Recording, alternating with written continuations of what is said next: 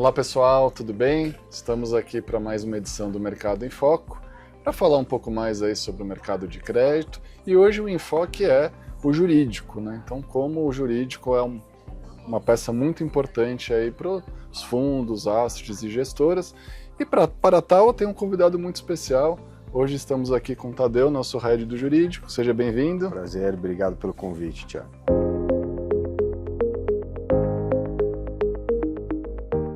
Então vamos puxar um tema que acho que ele é bem importante, que é o mercado de crédito. Hoje ele é complexo. Vocês vêm acompanhando a questão das recuperações judiciais, o cenário econômico doméstico também ele é desafiador, e isso reverbera no alto número de RJs. A área jurídica acompanha muito também, então o crescimento é expressivo, o número de RJs em 2024, e se pararmos para pensar, a tendência é que esse número continue se elevando, né? Haja visto a quantidade de CNPJs ativos com alguma espécie de restrição.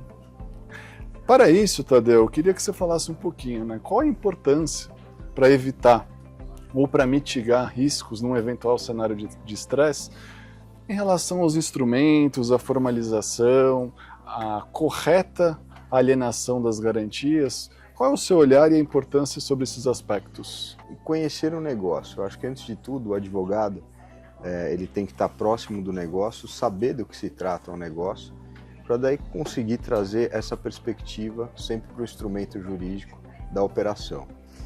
E quando a gente fala de garantia, a gente tem que ser o mais objetivo possível. Por que disso?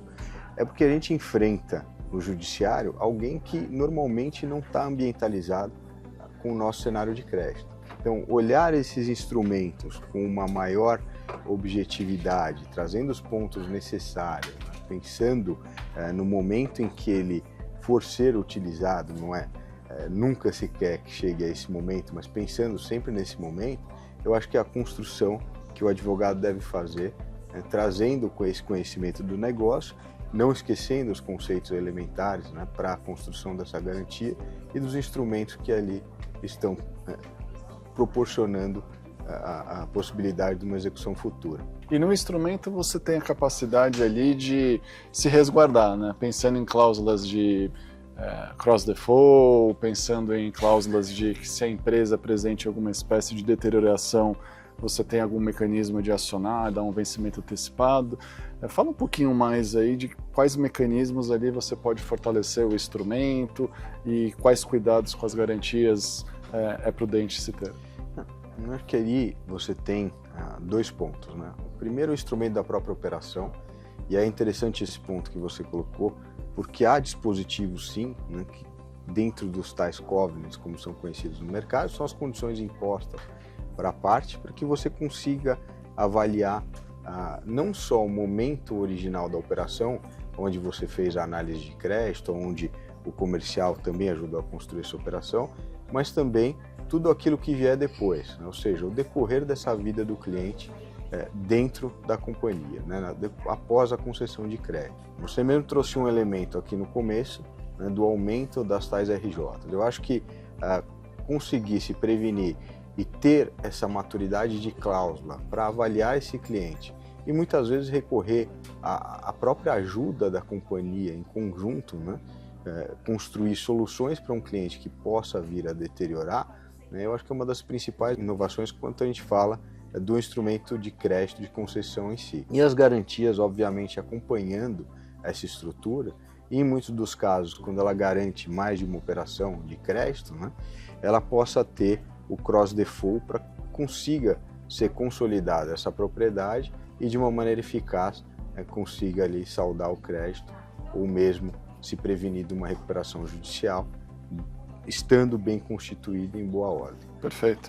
Esse tema que a gente está abordando é interessante, e eu acho que há uma profissionalização aí dos fundos e até da área jurídica, como crédito e risco, né? Então, quando você sai também só dos recebíveis e você vai para operações de médio e longo prazo, como uma nota comercial, uma CCB, onde você tem mecanismos, né, que a gente até juntos olhou, observou e incorporou e fortaleceu tanto o nosso contrato mãe quanto o instrumento da própria nota comercial, você pode trazer o que a gente chama de financial covenants, que além de questões operacionais e de compromisso de pontualidade do cliente, a gente pode embutir ali alguma espécie de cláusula financeira, mais padrão de mercado, dívida líquida sobre EBITDA, liquidez corrente, e se ele infringir essas premissas, a gente tem ali uma oportunidade de se reforçar com garantias e até mesmo dar um vencimento antecipado, partir para uma execução. Exatamente. Perfeito? É muito bom. Esse ponto é bastante interessante dos covenants financeiros em si, porque ele apresenta o que eu costumo traduzir para o nosso mundo jurídico, né? Alguns gostam bastante desse termo, o equilíbrio econômico-financeiro do contrato, né? Que nada mais é do que você resguardar as partes ao mesmo equilíbrio, né, do status inicial daquela relação jurídica que se traduz no contrato. E aí a construção dessas cláusulas, tanto com as premissas dadas pelo crédito, quanto um jurídico trabalhando em conjunto e compreendendo quais são esses parâmetros financeiros que quer se colocar para que o cliente consiga ali durante a sua vida cumprir e assim se manter adimplente com essa condição de equilíbrio econômico-financeiro do contrato. Excelente. Tadeu, a gente vem observando que os FDICs, os fundos, muito lá atrás, a estrutura basicamente era operação de recebíveis, cessão de recebíveis, alguns títulos que podem diferenciar a visão de risco, como uma duplicata ou performada ou não, intercompany comissária, mas há uma evolução constante, né, dos FDICs, e isso traz uma sofisticação e um portfólio de produtos mais refinado. Que eu costumo dizer hoje, basicamente, que o fundo ele pode replicar a mesma gama de produtos de um banco que tem sofisticação e atende os mais diversos tipos de clientes com seus produtos. Então hoje, aqui como no caso da Multiplica, e eu acho que a importância do comitê mais estruturado, até com a participação do próprio jurídico, dada a característica da casa de buscar operações sob medida para o cliente, né? A gente fala aqui de ser uma casa tailor-made. Mas meu ponto é, hoje fazemos trade finance, a linha de exportação de curto, médio prazo, podemos fazer uma operação de longo prazo, como uma NC, CCB em moeda estrangeira, fazemos o FINIMP, então toda a família Trade Finance, fazemos CDAWA, Deep Finance para empresas em recuperação, de curto, médio e longo, com estrutura diversificada de garantias, começa com grãos, pode trocar por recebíveis, enfim. Qual é o seu olhar sobre essa sofisticação de produtos? Quais cuidados você acha que é necessário para o jurídico, né? O olhar, o acompanhamento, para que a gente seja capaz de navegar com esses produtos com a devida segurança que buscamos? Eu acho que, antes de tudo, o advogado ele tem que ter esse conhecimento sobre cada produto específico. Perfeito. Então não basta, como você mesmo colocou, ele ter o olhar dos fundos de antigamente, que eu costumo dizer, parado com essas operações de desconto ou mesmo cessão, que ainda, obviamente, permeiam aqui o nosso dia a dia, mas ele precisa buscar esse conhecimento específico de cada conceito jurídico envolvido em cada tipo de produto dessa espécie. E para isso, primeiro, ele vai precisar buscar a criatividade.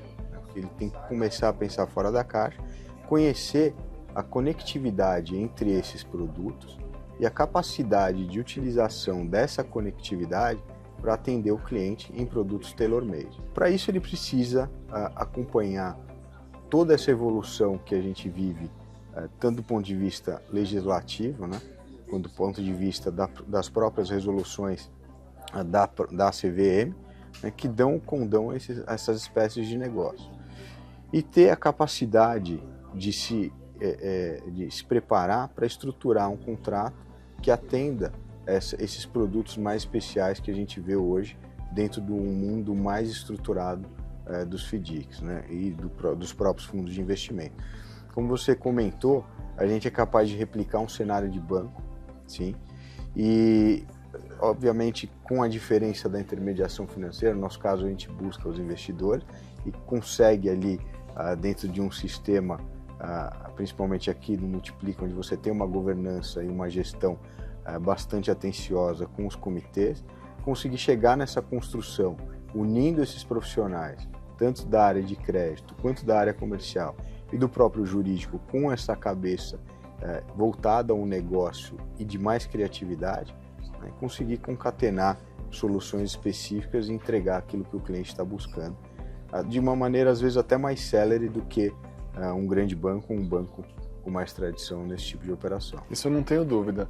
Eu acho que continua sendo uma vantagem competitiva para a gente, assim, fantástica. A gente entrega hoje a mesma solução de produtos com a mesma qualidade de avaliação e acompanhamento, mas continuamos sendo mais céleres e isso Muito é uma vantagem competitiva. Muito mais ágil. Bom, você do mercado bancário tradicional durante muitos anos e eu também, então falamos com propriedade. Exatamente. Agora você falou um pouco da CVM, puxou um pouco para a parte regulatória. Sim. Acho que é um ponto importante para a gente finalizar nosso bate-papo. Em relação aos novos aspectos regulatórios, regulação nova 175, qual é o seu olhar para essa regulação? O que você acha que nosso mercado se fortalece? Os números dizem que sim, porque o aumento dos FDICs ano a ano é expressivo, o aumento de investidores, tanto institucional quanto pessoa física também, mas queria o seu olhar jurídico, que eu acho que é super importante. Olha, quando a gente fala do fundo de investimento quanto condomínio, né, do investimento do cotista, e a gente tem um olhar para o cenário nacional, a gente lembra da 555, da 356, da 472, que ela tinha uma natureza bastante esparsa de regramento, né, sobre os fundos de investimento. Eu acho que a 175 ela trouxe uma forma mais linear e conseguiu concentrar os papéis, principalmente da administradora, da gestora, né, e um alcance maior, inclusive sobre as garantias, né, que são constituídas por FDIC. Então, ao falar um pouco dos papéis da administradora, ela traz uma questão de governança até para o olhar da carteira. E aí você, mais do que eu, conhece teste estresse, etc. e tal, que são aplicados hoje, que antigamente sequer eram mencionados, né? Ou seja, uma tratativa de uma maior governança, né, e uma maior responsabilidade sobre o olhar da carteira dentro do fundo de investimento. Então, se você me perguntar, eu acho que hoje a gente vive uma ascensão regulatória e um melhor entendimento, né, por parte dos investidores do que é um fundo de investimento e com uma maior responsabilidade frente tanto à gestora quanto à própria administradora. Fato. E esse ponto que você trouxe é muito importante, né? Então, hoje a gente tem condições aí com stress test de carteira, projeção de liquidez, com o rating do cliente, o rating da operação, a gente consegue simular qual a provisão de perda esperada para 1 ano, 2, 3 anos, pelo prazo médio das operações, dado a letra que eu carrego do rating, o que eu espero de eventual provisionamento. Então, sim, a sofisticação dos controles, do acompanhamento de risco, eu acho que é fundamental, inclusive para o sucesso do universo dos FDICs quando a gente olha a inadimplência vis-à-vis o cenário econômico. Olha, o assunto é maravilhoso, porque muitas pessoas pensam, vamos falar de aspectos jurídicos, pode ser um pouco engessada a conversa, mas daria para a gente tratar diversos outros temas. Mas quero te agradecer, acho que foi muito legal o nosso bate-papo. Futuramente falaremos mais, porque o universo jurídico e de fundos constantemente é aprimorado. Obrigado, pessoal, e até uma próxima.